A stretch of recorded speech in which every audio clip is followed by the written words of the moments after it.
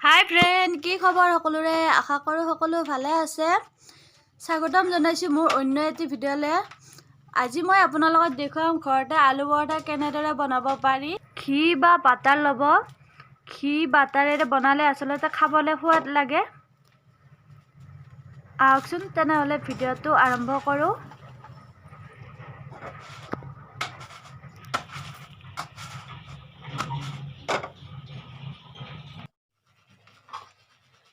এয়া মই আলু লৈছোঁ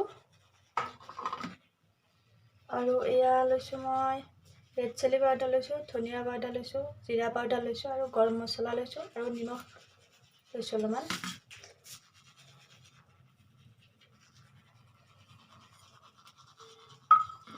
এইখিনি এতিয়া মই মিক্স কৰি ল'ম।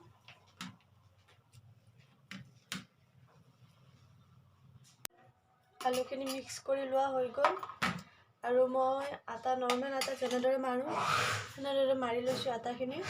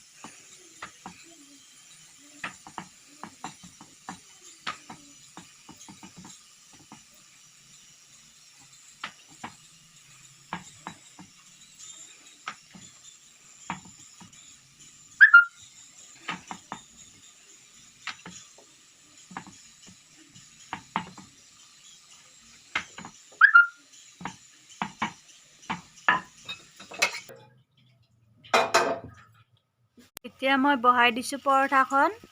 ইয়াতে কম পৰিমাণে ঘি দি দিছোঁ ফুলিবৰ কাৰণে। বহুত দিলে পৰঠাখন নুফুলিব, সেয়ে অলপমান দি দিছোঁ ঘি।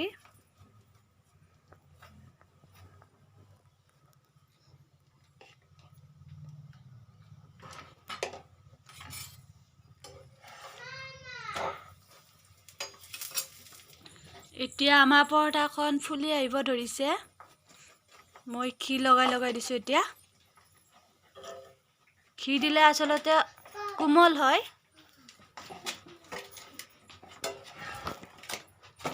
খাবলৈও ভাল লাগে। আপোনালোকে বাটাৰেৰেও এনেদৰে বনাই খাব পাৰে।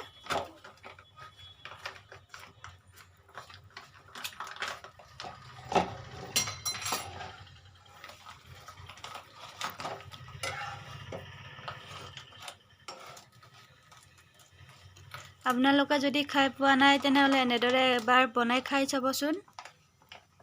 খাবলৈ ভাল লাগে আচলতে।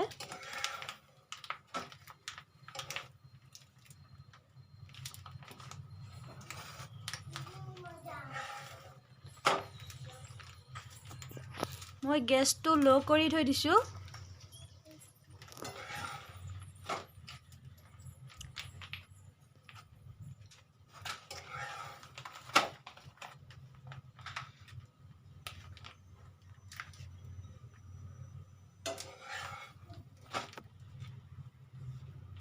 আমাৰ প্ৰায় পৰঠাখন সিজিছে।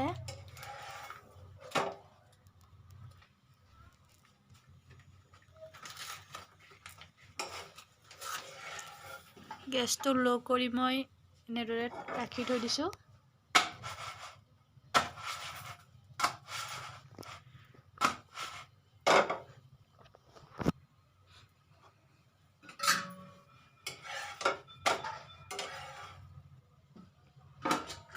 আমাৰ পৰঠা হৈ গ'ল। এতিয়া হৈ গ'ল আমাৰ আলু পৰঠা।